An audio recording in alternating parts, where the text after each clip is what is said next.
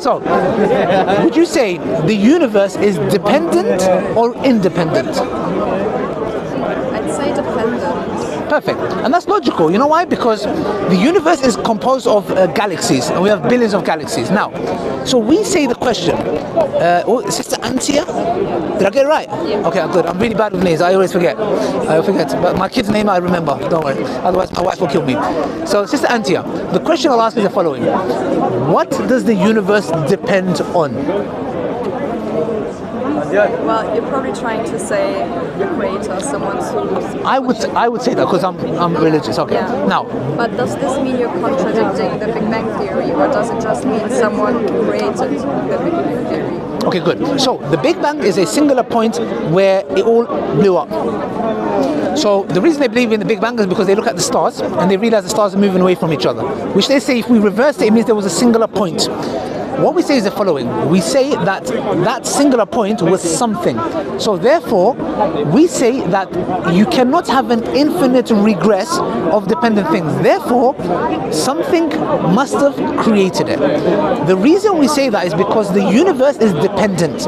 Now, when we said what does it depend on, it has to depend on something that is independent. Because if I say it depends on something dependent, then you will come and say, well, what does that thing depend on? Then if I say, well, that depends on if this goes on forever, we will never have the universe.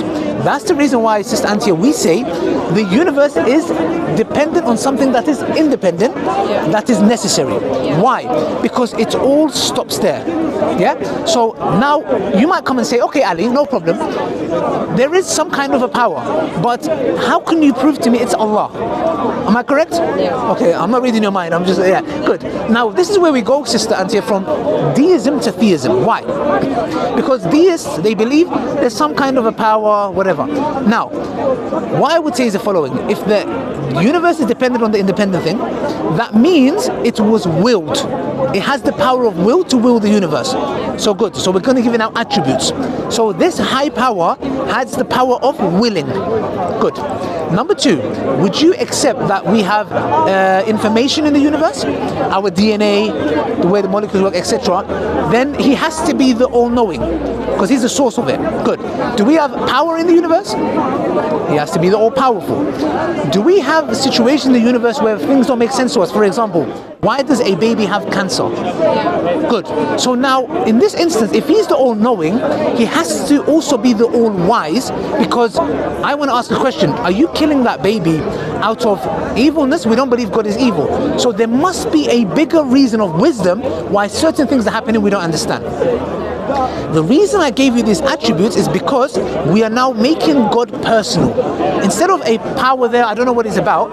And number five, should I say, he has to be a God that gives purpose. Why? You have earrings. They have a purpose. You have a jacket. You're holding a Quran, you're holding a thing. I have trainers on, I have socks on. They all have a purpose. The people that made my jacket, to the microphone, to the bag, they came up with the idea, let's have microphones. People would like to have discussions like with Antia, you get it? Or let me get a jacket, people get cold, they can wear it. Let's have a hat because of the sun. So how is it possible that human beings give purpose to things that you're wearing, but God does not give us purpose? So he has to have a purpose. That's what Allah says in the Quran. We did not create you just for fun and games. We did not put you here just so you can have fun and games. Myself, I came to Islam 11 years ago. So I was where you was. I wasn't an atheist, I believed in God, but I believed that there has to be a power there. So does that, in a nutshell, does that make sense why God exists? Yes. Okay, good. Now, what's different? You can come and say to me, Sister Antia, why Islam? There's Christianity, yeah? Lots of different religions are ours. Exactly. Why Islam? So, say that again? Who is right? Exactly, good. So what we say is the following. When I talk to you about God being independent, we say that he is one. He does not beget. He doesn't have a son. He does not have father. There is nothing like him. So, this in totality takes all the religions out. Why? If you go to Christianity, they'll say we believe Jesus, the Father, and the Holy Spirit. So they claim Jesus is God. Now, that independent being, what did we say? He's independent, all powerful, all knowing. Jesus was a man. Do you believe a man can be God, be independent? Good. The reason you're saying that, Sister Antia, is because there's something we believe in Islam. It's called the fitrah. What the fitrah is your innate disposition. So, you know, every phone, sometimes you have to reset it to its factory settings. We say that is what that is. Because you know and think, God independent, all powerful, man dependent, finite. That's the reason why you come to that conclusion. That's why as Muslims, by the way, we believe everyone is born a Muslim. Did you know that? Okay, that's why we believe that. Because we believe since you've been a baby, all of us, we have the inclination to believe in a higher power, and the power is one. So now this takes out Hinduism, Christianity, Buddhism, and many of the religions. Why? Because they believe, for example, in the Bible, Jesus, when he was asked about the hour, they came to Jesus and said, Jesus, when is the day of judgment? He said, I don't know. Didn't we not say God is all-knowing? So how could he be all-knowing if he doesn't know the hour, correct? Fair enough. Good. So this is why when we said, why Islam but not any religions, we say, all these other religions believe in idol worship. Some of them go and worship an idol. Do you believe in idol that I make with my own hands? Put it in front of me. Good. This is the fitrah. You're a Muslim. No, I'm joking. I'm joking. So the point is what? This is the fitrah saying to you, no, it can't be. So this is what makes Islam different. Now, the only two that we're left with is the following: Judaism and Islam. Now, Judaism, we are close with them. We have an open familiarity with Christianity as well, by the way. By the way, I don't know if you know, but as Muslims, we can marry from the Christians, we can eat from their food, they can live amongst us. So we are close to the Christians and the Jews. Now, the Jews, the only issue with them is that they believe that they have superiority based on their religion, like in the sense where the fact that the Prophet Muhammad was not a Jew, they rejected him. And we say the truth is the truth. And not only that, there's some things that they believe, like for example, God rested on the seventh day. An independent God, do you believe he can sleep? Thank you. So there's a verse in the Quran, Surah Baqarah, Ayatul Kursi. It says what you're saying, which is that God does not sleep, he does not slumber. So good. If you be a Muslim, you'll be a very good Muslim, Sister Antia. So in a nutshell, this is why we say Islam is unique in the belief in one God.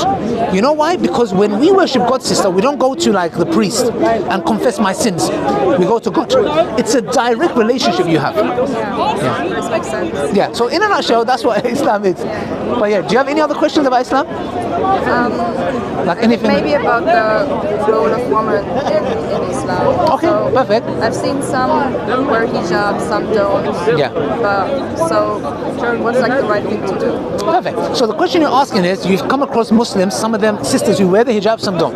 We say for you to become a Muslim, you have to believe in Allah, His books.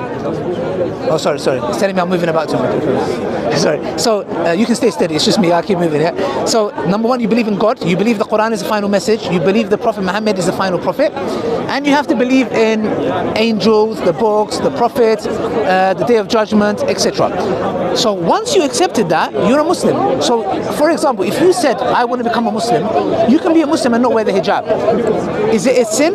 Yes. However, we say, for example, everyone has their gradual steps of getting closer.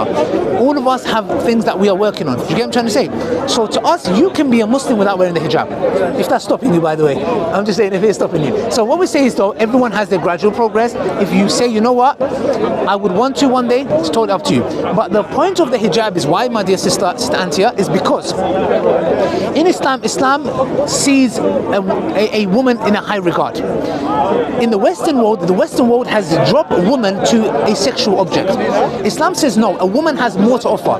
The reason why the hijab is worn is so that when a man is talking to you, he's talking to you, not talking to something else. And we as men, because Islam deals with the reality of the world, we would love it to be everybody holding hands, but that's not the reality. There are evil people that are after evil things. However, the Quran doesn't say women should cover up because men can't control themselves. This is a big misconception. There is no belief that, oh, you're guilty.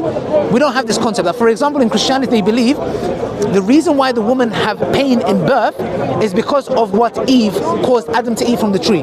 We don't believe that. We don't believe anybody bears the soul of somebody else. And not only that, in Islam we believe a woman who's given birth, if she dies a martyr because of what she's doing. The hijab is there so it protects yourself and the men. A man has to also do his bit. So the hijab is an identity, number one, to show this is a Muslim woman. Yeah. And number two, we live in a society and time with the beauty industry, the opposite gender. Woman, I'm reading a book. I love this book. I always quote it. My friends laugh at me. I said, is this the only book you read in your life? It's called Beauty Sick. You should buy it. It's from a non-Muslim author. It's called Beauty Sick. And she talks about women who are starving themselves to have the perfect body. Why should you be judged based on your looks? Why should someone judge you based on your body? So that's why Islam has come to protect you and also to protect you against other women. How? Because women tend to look at other women. Oh, she's got this. Oh, look at her. It's when you are covered up, that is your privacy. Do you get what I'm trying to say? You are judged based on your intellect, not, you know, there was a woman, a Brazilian woman, she died because she got bum implants. She got butt implants, excuse me, and she died in the process.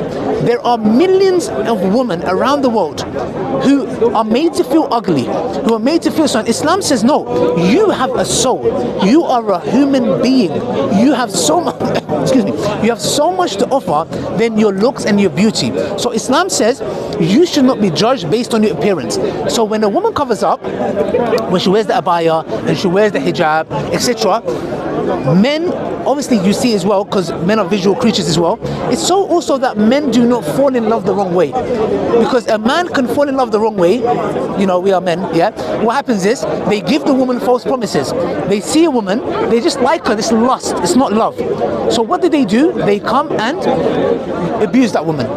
For example, there were studies that showed the amount of women catcalling, sexually harassed. Why can you not walk down the road in peace? Why does men have to come and, oh, whatever? So in Islam, Allah tells us in the Quran, it teaches a man that to lower your gaze, to look away.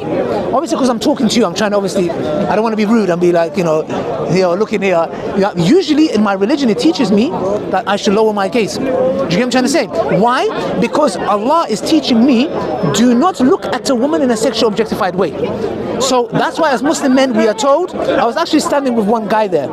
I was talking to him like this, and he turned his back. I said, why did you move? He said, there was someone he saw behind me who was dressed a bit inappropriately. He said, I want to lower my gaze. And I thought, that's such a beautiful thing.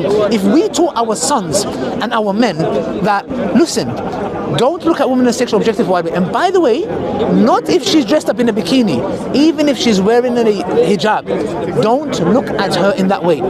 That's number one. Number two, what Islam does is, sister, it deals with it in a micro level. We don't believe you have a Ferrari and you have a half-naked woman, or you have a chocolate bar. What's a chocolate got to do with a woman? So this is what happens. The Western system has sexually objectified women. That's why there was a study done in America, in a university. They put these wires in the men's brains, in his head, and they showed him, you know, like a screwdriver, different tools. And then they showed the men, woman in bikini, the part of the brain that lights up for tool use. Do you know what that means? He did not see them as human. So when he was looking at these pictures of women in bikini, the part of the brain that lights up for tool use was lit up. This is the problem. What we have today is that men abusing women. Dating is the biggest fraud for women. Should I tell you, for example, how I married my wife? Let me tell you. You might want to hear the story. Are you ready for it? Yes. Okay. My wife might be watching this. Check this out. Now, this is what I say when I say Islam honors women. Every five people that come to Islam, 3 are women. And people say, why? Because it's oppressed, whatever. Check this out. When I met my wife, obviously I got to know her a little bit. Like, I think I spoke to her the first day I met her. I was talking to her for about good 5-6 hours. It was over like on the phone. Was talking. It's okay to get to know. Now, after that, I had to go and speak to her father. Why? She's smiling. Why is she smiling? Because she knows, yeah, the dad is going to finish you. So the point is this, sister. I went to the father to say what? I would like your permission to get to know your daughter for marriage. And he says, okay, my son, you have my blessing. He said, thank you for coming to me. Would you not appreciate that? Imagine a man coming and saying, Auntie, I am interested in getting to know you for marriage, because you don't know each other yet. It'd be a bit weird if he someone said, can I marry you? So I don't even know you. Would you not appreciate it? And would your father not appreciate if if a man came and said, Auntie, can I speak to your father? I don't know. This is something I don't agree with, because I feel like I'm making my own decisions. And I feel like if someone's asking for my dad's blessing, it means that I'm not important enough that I'm making the decision. But my dad is like superior. Good. So this is a big misconception. This idea, what happens is the following. We think that, for example, me going to your father, it makes you less. You have a decision. In Islam, a woman has a right to say, I would not like to marry him. Full right. A woman has a right to divorce, by the way. You have a right to divorce. What we're saying is the following. A man can, because this is why they say, for example, why do men lie?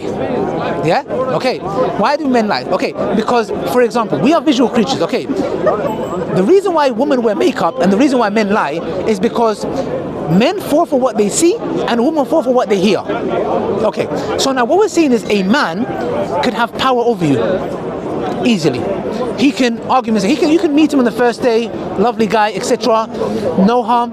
He can try to whatever.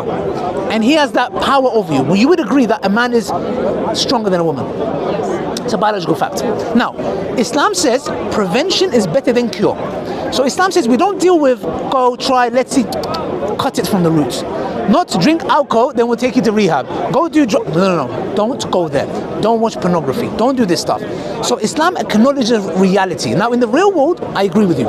It should be that he comes and speaks to you. But because Islam knows how Allah has created the woman and the man, Islam sees the man as a threat to you. And it says only a man knows a man. So therefore let him go speak to your father. It's from that angle. Not from the angle you cannot make your choice, because in Islam, my wife had the right to say, you know what, father? I don't want to marry him. I don't want to know him. It's there to protect you. Because why? He can say, let's go on a date. Because bear in mind, sister, women are the gatekeepers of sex. They are the gatekeepers of sex. If they say no, it's a no. So what we're saying is we hear this start of one night stands, and sometimes there's so many factors of sexually transmitted. You know, in London, there are 1 million people that have STDs. 1 million people, yeah? Now, there's that. There's a factor of him killing you. There was a woman who was kidnapped, I don't know, in a couple of years ago. She was kidnapped and killed, yeah? So Islam says these factors are things that are threatening the woman. What are the protocols that we have to protect her? So it's more of a protection and care. So that's the reason when he speaks to the father, when you go to your father, if you went to your father and said, I have a boyfriend, your father will have a discomfort.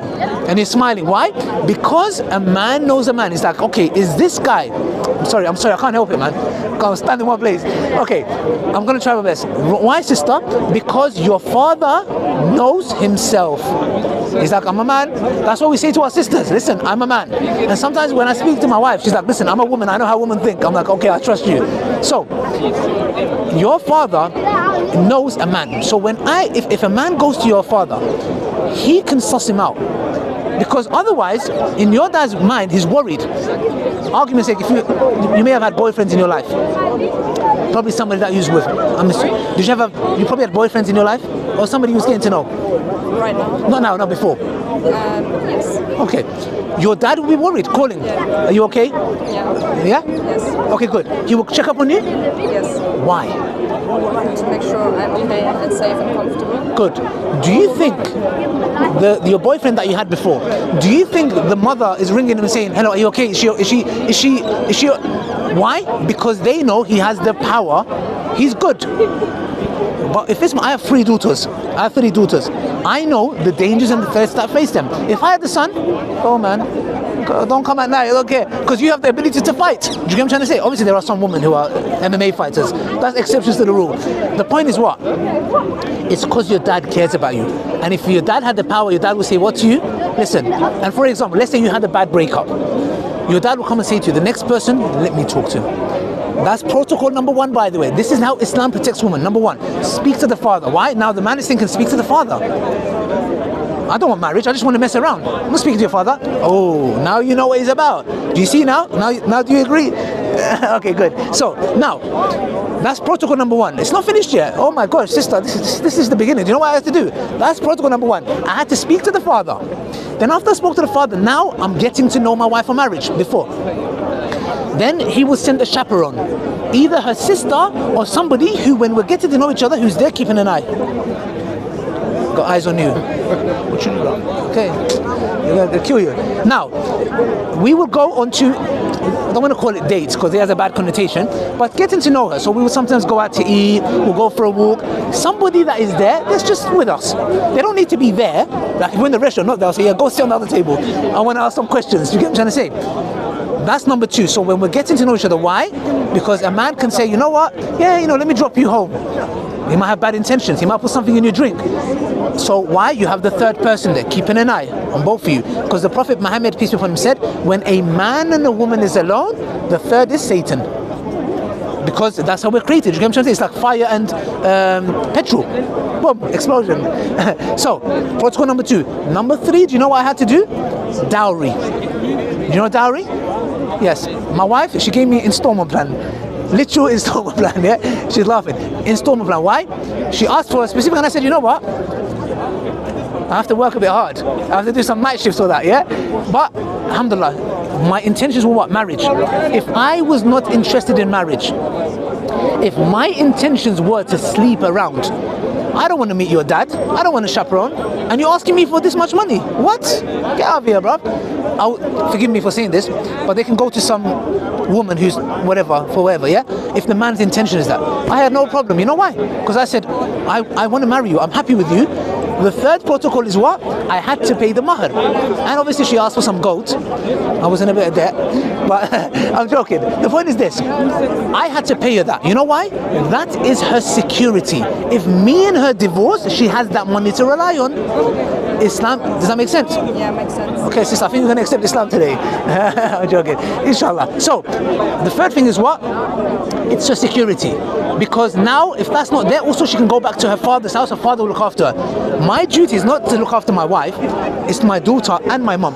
Because men we believe, that are the head of the house. So, just to make that clear, I don't want to make a sugarcoat it. Men are the ones, of course I listen to my wife, but men are the ones that Allah says in the Quran, that we are the protectors and providers. We're full-time bodyguards. If you think about it, when a thief, like, they talk about feminism. Yeah, you're a feminist until the thief breaks. Get out, go see, you go. Imagine me telling my wife, you go and check who's breaking the window. It's a thief, you go. But I have to go, right? And we can die in the process, but we are proud of that. Now, third, number 4, you have to make a wedding. It doesn't have to be extravagant, simple wedding, and you have to announce it. Why? Because if he might be a rich guy, he has no problem speaking to your dad, but maybe he wants to keep you secret. And do you get what I'm trying to say? Now you need to announce it to the community. This is my wife, by the way, guys. Come to my wedding. Here's my wife, meet my wife. You're announcing it to the public.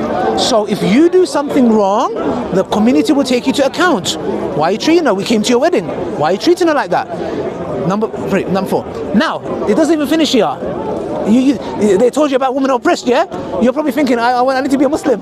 Yeah, we need to get, you guys are friends? Yeah, friends, yeah, okay. So the thing is, maybe one day she would want to marry a Muslim man. So the point is this. After that, now Allah says in the Quran what? Men are the maintainers and protectors. That means my wife, I pay the rent. I pay the shopping. I pay the petrol. I pay the tax. I pay the insurance. I pay for the kids. You are not allowed, a woman, you don't need to give a single penny. In Islam, you do not need to give £1. If you was a millionaire and your husband worked 9 to 5, you don't need to give him £1. That's your money. And you know the money he gave the dowry? That's yours. The gold, that's yours. Why? Because Islam acknowledges, but the man is the head of the household. There has to be, we believe in obedience. But what does that mean? Because it has a connotation. Obedience doesn't mean he beats you up. It's not permissible in Islam. So, the point is what, sister? Does these protocols that are in place, does it not have the advantage of the woman? Seems so. Okay, so what I'm saying, I promise you, is not a lie. I'm not making it up to make Islam look. I've told you as well. Men, we look for obedience. So my wife, I would want her to be obedient towards me. In what? Not I oppress her.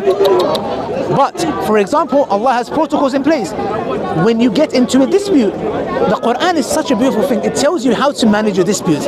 When you guys have friction, when problems arise. Why? Because Islam acknowledges that women, there's weakness towards them. I believe women are mentally stronger than us.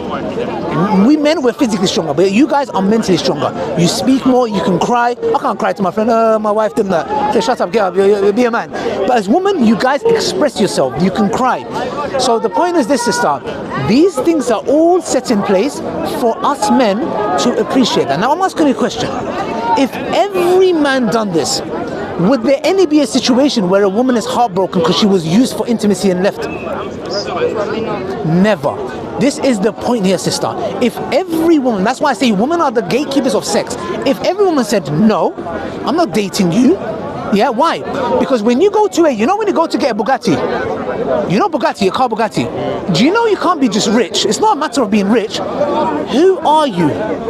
You come to the store, they say, okay, oh, I'm a millionaire. Okay, no problem. We've got many millionaires. Who are you?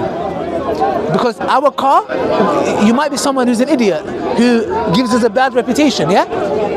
We say woman is far more valuable than any car, any diamond. That's the reason why when you go to buy a Bugatti, they check who you are. Money is, you're going to pay for it anyways. What kind of a person you are. What kind of reputation you're going to give to Bugatti. These are the protocols it goes through. Now, after you've gone through that, if somebody worked hard for something, he would appreciate that, yes or no? That is the point. Now when that happens, this is the reason why in Islam the man has to go through all of this stuff, and then when he marries he appreciates that. But if a man goes to a woman and says, oh, let me take you out for a date, you're so beautiful, and she's like, oh my gosh, Romeo is such a charming guy, and his intention is just to have sex and go, you have dishonored that woman. That's why I believe the Western system has dropped women to such a level. Forgive me for saying this, and I disagree with it. That's what I'm saying. It's as if they are toilets. You're basically like, why do you go toilet? To relieve yourself, yes? These men are treating these women like toilets, like you can just go, have intimacy, relieve yourself, and go away. You're breaking that woman. A woman needs trust, security, love. Thank you. Imagine you come and break it. How are you going to trust the next man that comes? And this is why women end up breaking the next man they come across, because they don't know how to trust. They don't know how to love anymore, because you broke that. That's why Islam says, when I say to you as a woman, your soul, your mind, Islam protects that and says no. And when you cover up, it says you don't want a man to lust of you, you want him to love you. So that's why Islam says when a woman is covered up her beauty, yeah, what happens is the man is thinking, I like her for who she is, not what she possesses. Do you get what I'm trying to say? And that's why Allah subhanahu wa ta'ala, God Almighty, has put these things in place, sister, so that you as a woman are protected. You are, because if you're broken, we believe you guys, mothers, make societies. Like there's one scholar, he said women are half the population of the earth and they give birth to the other half. Isn't that true? Yeah. Thank you. So we believe women are the backbone of the Ummah, Islamic nation. That's why women have to be protected, because you can easily be swayed. You have your menses, your menopause. You get it? You have moments where you say things you don't mean. Women, women, they speak covertly. If you say yes, it means no. If it's a no, it means yes. If it's a yes, it means maybe. So that's, Allah has acknowledged how you are created. That's why Allah has given you the protocols to protect you. And when we don't do this, sister, in a nutshell, I don't want to give a sermon, this is why you have women who are broken, who are being abused, and etc.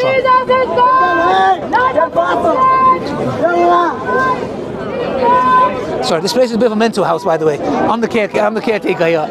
Okay, yeah. So the thing is here, sister. This is why women, if you look, for example, bro, look at studies. Women are less happy. Why? Because of this, bro. One night stands. You're going around, men are using you, and this is why the women start behaving in that way. You know why? Because we as men have let them down. If we fixed up, and I'll be honest, we have to sometimes call it, we as men, we need to fix up. And that's why I mentioned before I came to Islam, well, actually when I came to Islam, before Islam I was, you know how these men I'm talking about, that was me. I saw women as a human being when I became a Muslim.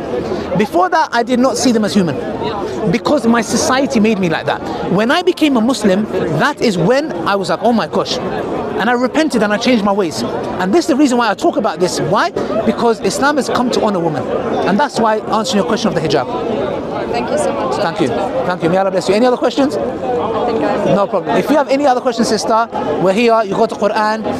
If you ever come to Islam, inshallah you do, like I said before, there's so many things. These are the things I'm just mentioning. But pray to God. I did this 13, 14 years ago. I said, God, if you're there, guide me to the truth.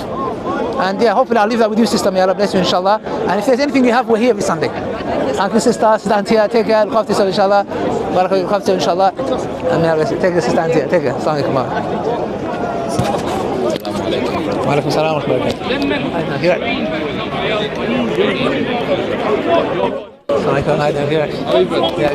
This lovely brother, mashallah. Come on, he looks lovely, mashallah.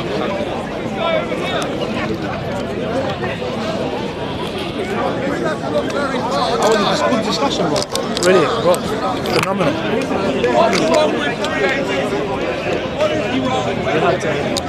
If she This discussion reminded me of this one. Ali, this discussion reminded me of this one thing on your channel. Do you remember that sister was like, she believed in boss babe.